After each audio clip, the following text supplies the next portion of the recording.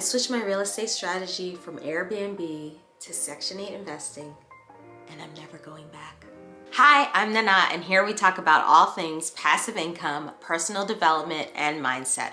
I started from zero and created 6 figures in digital products and grew my passive income real estate portfolio, and now I love helping people do the same. So if you've been following me for a while, I know you might be thinking, girl, what?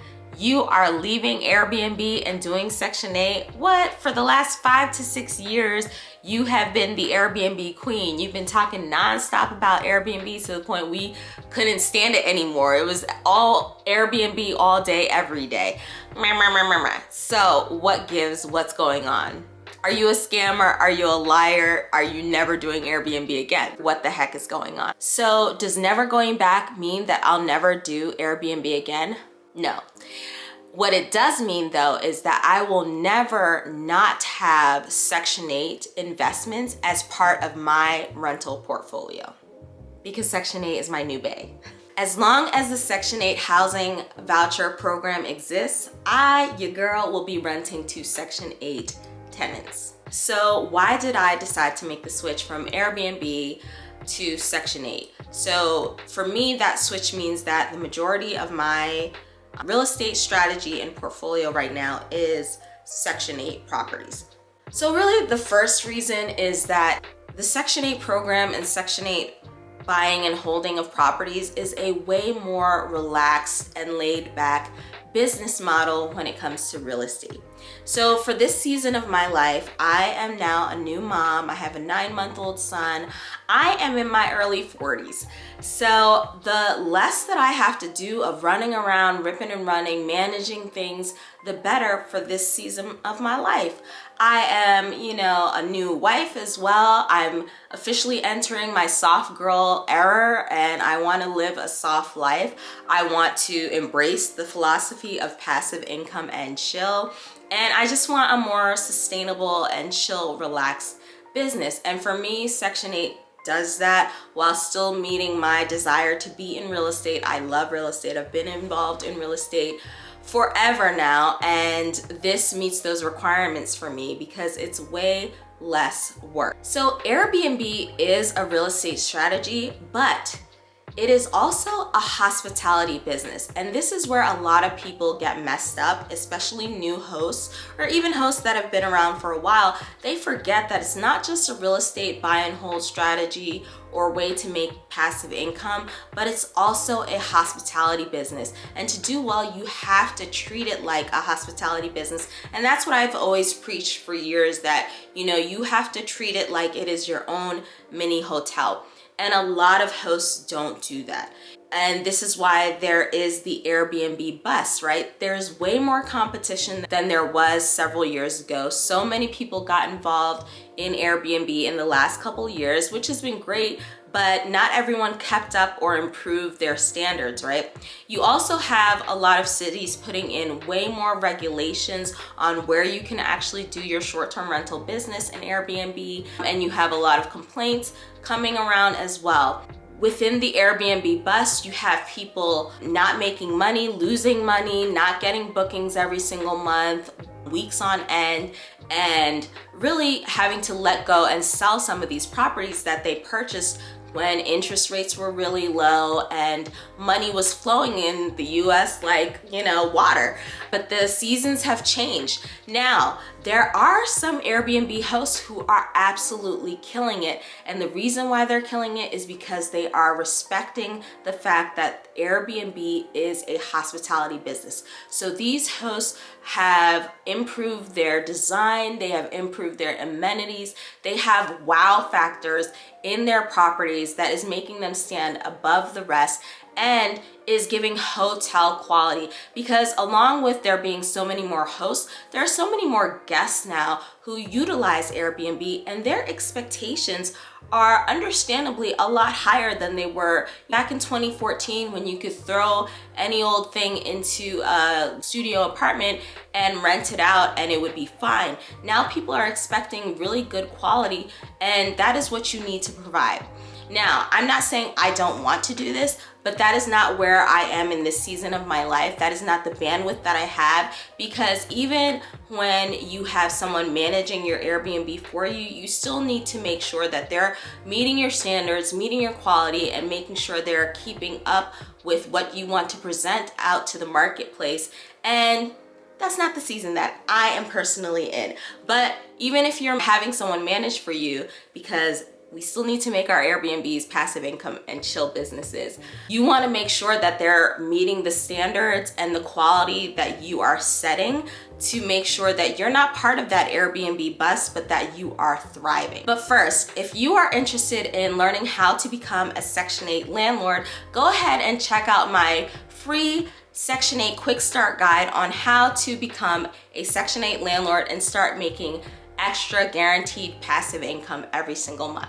Now, by contrast and in comparison, Section 8 is a way more relaxed business model, because once you have your property and you do your paperwork for the Section 8 Housing Authority and you find your tenant who has a Section 8 voucher and you've moved them in, once you do that, there really isn't that much left to do other than occasional maintenance to the property that might be needed, if it's needed at all. And this is one of the reasons why I prefer better quality properties, because they don't fall apart as often.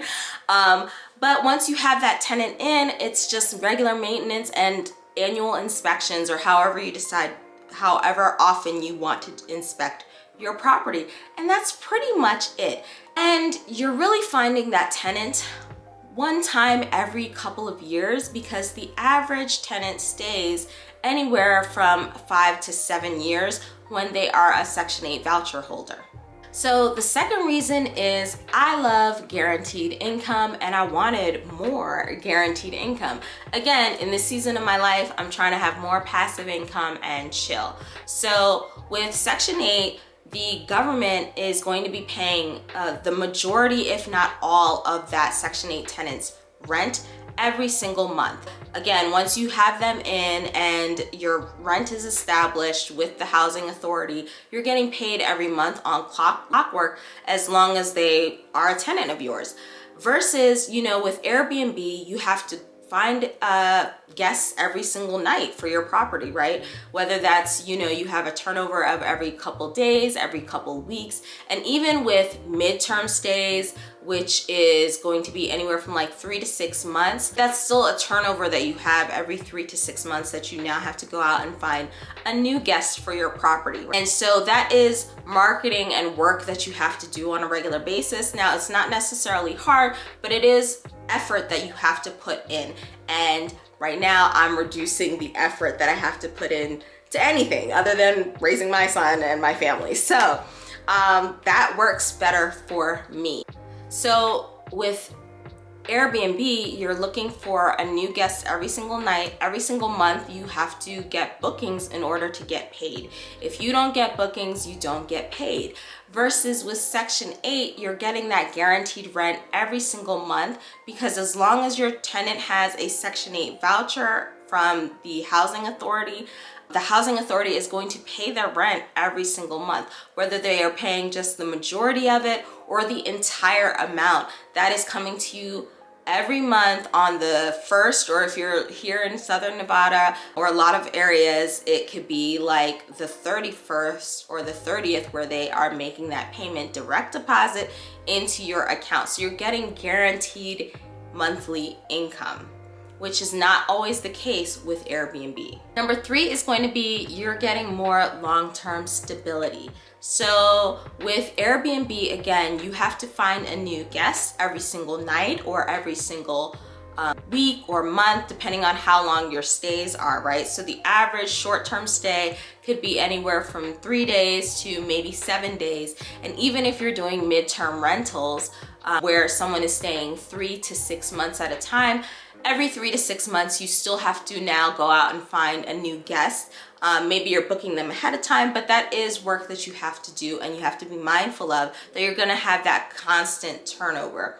Versus with Section 8, again, as I mentioned before, the average Section 8 tenant stays in their property anywhere from 5 to 7 years. So I don't know about you, every 6 months you have turnover, or every 6 years, right? So depending on your personal needs, having less turnover might be a benefit for you. Now, of course, with Airbnb, you're most likely making way more money because people are paying nightly, they're paying a premium to stay in your property. So it just depends on what is your priority and what is most important to you. For me, in this season, having that stability and just kind of being able to chill is more important to me than necessarily that additional income that I would be making, right, with having a higher turnover. And then number 3 is having a positive impact on my local community and the communities that I happen to invest in Section 8 housing.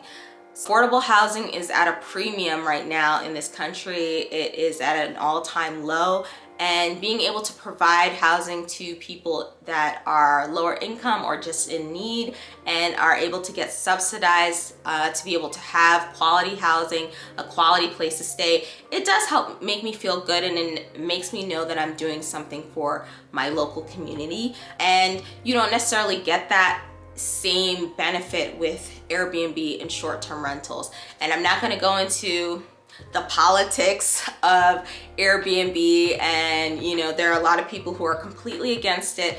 Well, I guess I will a little, and I kind of understand. There are some areas where there's so many Airbnbs on one block and it's taking away from the housing stock, and that kind of sucks because with a lower housing stock, there's not enough housing available for families that need it.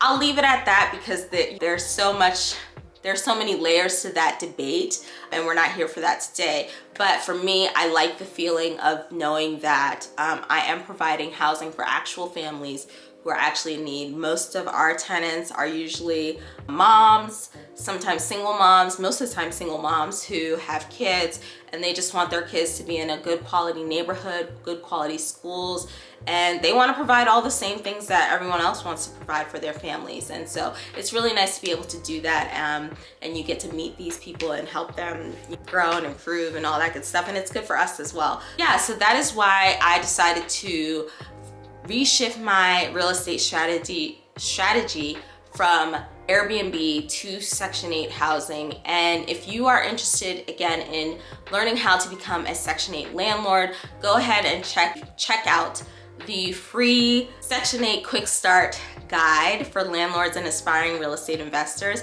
in the description box below. And you can also check out this video here to learn more about how to get started with growing your real estate portfolio.